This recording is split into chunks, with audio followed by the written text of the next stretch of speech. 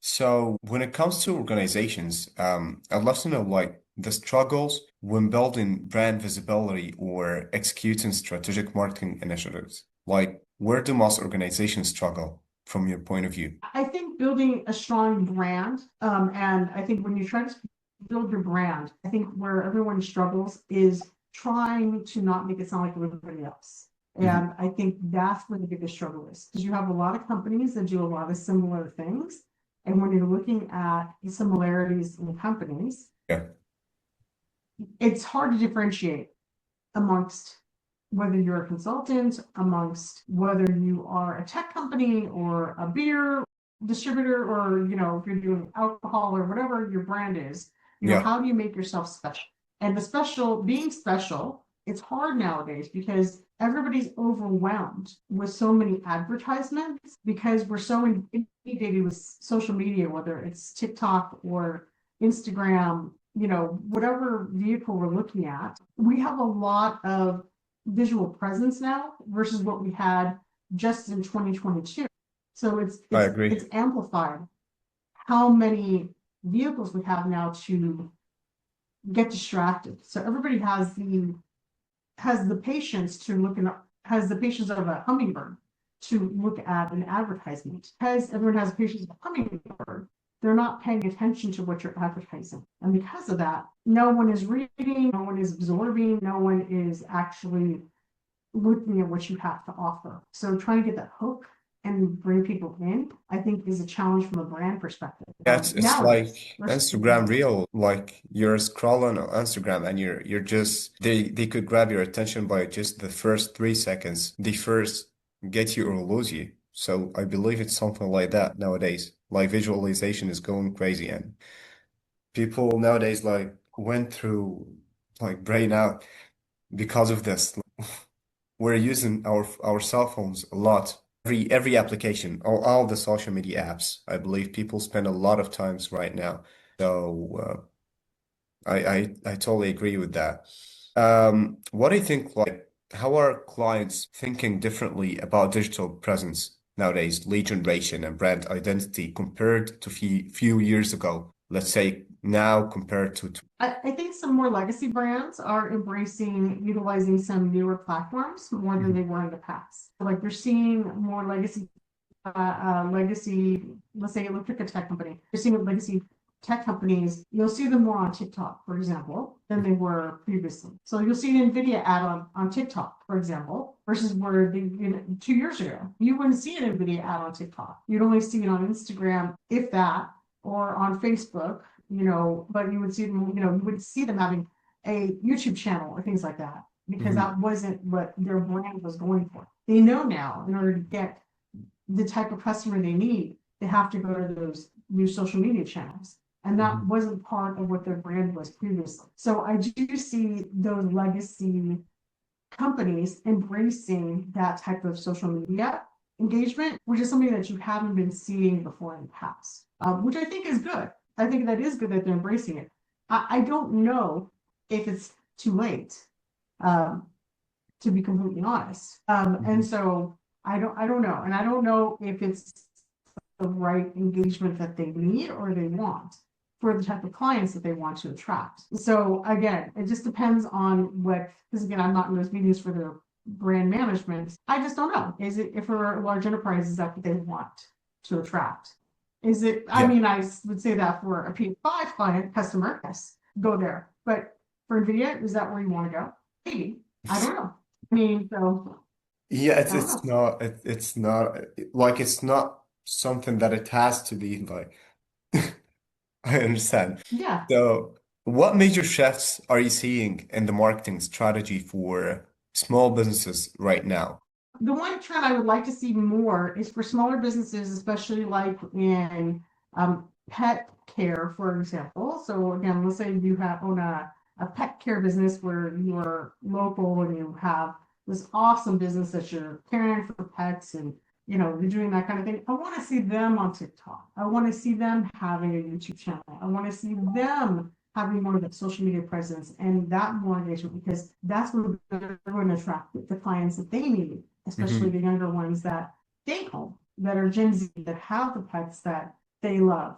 I want to see them on those types of engagement channels. And that's what I want to see. I want to see smaller businesses and restaurants and, boutique hotels, especially if you look at places like San Diego, if I focus in California, for example, San Diego or places near big amusement parks. I want to see them on social media, almost on those channels, because that's where they're going to get their engagement. Because Right. people aren't going to find them on the big travel sites. They're going to get looked over. Right. And They're I want to missing a see lot them. on social media presence. Yeah, and they're missing it. And I want to see them doing that type of engagement. And I think that's where consultants can be a great help, helping them design those advertisements, helping them design those campaigns to Right. bring in the clients they need to be successful. I see. Right. That's totally right. So let me ask, like, for future and your vision, like, where do you want to take your business over the next 6 to 12 months? My business, I would like to grow it to be in this next 12 months. I want it to grow to be a $1 million business is my goal. Oh, I'm wow, not there that's yet. awesome. Okay. Yeah, I'm not there yet, but that is my goal. $1 million business is my goal. And I do think that it has potential to do that. I want to help. Again, my goal is to help businesses. I want to get them the visibility. I want to get them, and I want to get people involved. Because again, I do think that there's some groups that are overlooked. Because especially now, it's just so hard to get hired anywhere. No matter what your age range is, especially if you're, again, I'm a Gen Xer. And so as a Gen Xer, if you're trying to find a job, it is brutal out there trying to find a job because you're too old to find a job, Yeah. to be frank. So if I can grow my business to a point where I'm able to hire Gen Xers or, a mix of folks that I could bring into my company to help build it to be successful and then help build and help grow my company, that's what I'd love to do because I think it would be great to do that because communication is always going to be key, especially among the multi-generational group. Because whenever you go talk to any company, you're going to have a group of folks that are going to be your Gen X, boomers in a lot of cases, your Gen Zs, millennials, all working together, and even Gen A's are coming in now too. And you need to have them all work together. And if you're able to get that communication working together in your own company, it makes it a lot easier then to go out and represent to other companies as well. Right. So, like, it's really interesting that you mentioned this. Like, I do love the people who have this type of hype, and I can feel your energy. What's your mission and vision to reach that $1 billion in this, like, the next 6 to 12 months? Like, how do you plan for that? So my vision is to, again, I'm going to be focusing on reaching out to boutique hotels. Okay. I'm focusing on wineries, breweries as well. And I'm going to start first with the Pacific Northwest and then work my way across the United States. So I'll start there and then work my way across and I see. just keep going across. I Yeah, I would love actually to see you're achieving that. I know you're gonna do it. So, let me ask, like, are there new opportunities or tools you're excited to help clients adopt nowadays, like perhaps in automation, analytics, audience engagement? So again, I think there's some great tools out there. It really depends on what each client is comfortable using. I never Yeah. try to force any tools on any clients Hmm. because I need to gauge what they want. I always try to figure out what they're What do you comfortable really with want and or need first? what they really want to need first You could before, yeah, suggest what's before I gonna start work to, for them. yes. And so, yeah, I am comfortable with a lot of tools because again, I've worked in large organizations, small organizations, mid organizations. And so I want to make sure I work with them to figure out what's best for them. Yeah. Because I've worked with a lot of things. If constant contact is what you want to use, then we'll Mhm. use constant contact for your CRM if that's what you need. If you want to use Salesforce, then you know what? We will implement Salesforce and we will do that. And I will help you learn how to use Einstein and we can go that way too. But it's like, it just depends on where they are comfortable using and what they want to do. And if they want to use Tableau, we'll use Tableau and Power BI. I mean, it's up to you and what you Yeah. want to do.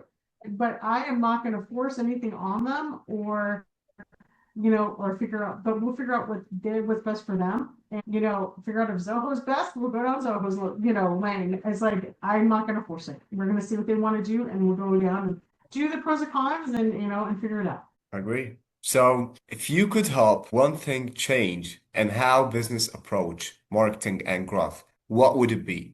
In my business, I think what I would like to have, the one thing that would change would be, I think having them decide their budget earlier and have them make faster decision making. I think it's like for anybody who works as a consultant, having them make that decision faster is always helpful for anybody who's a consultant. So if we get the funding faster and get it secured, we can make our planning Yeah, scheduling faster. And then we do, just as a consultant, as you know, the faster you get your funding secured for the next, 3, 6, 9 months, you can then figure out what your planning cycle is going to be and what right. tools we need to do and what you can do for the next 6 months or whatever the timeline is and what you can plan for in your business. So I think that just makes it a lot easier for you, again, because it's just helpful. That's right. Okay. So at the end of our podcast today, like, is there one advice that you would love to give for younger, let's say, younger generation who's trying to take the same journey as you or take the same, like, go through the same career and looking to achieve what you've done and like looking for this journey? What would be this advice just to start out there and just to Absolutely. evolve? As a young entrepreneur, I think it's great that you want to break out on your own. I think is wonderful. I think it's also good to talk to people who are older than you to understand what type of 1000% agree. challenges they've encountered.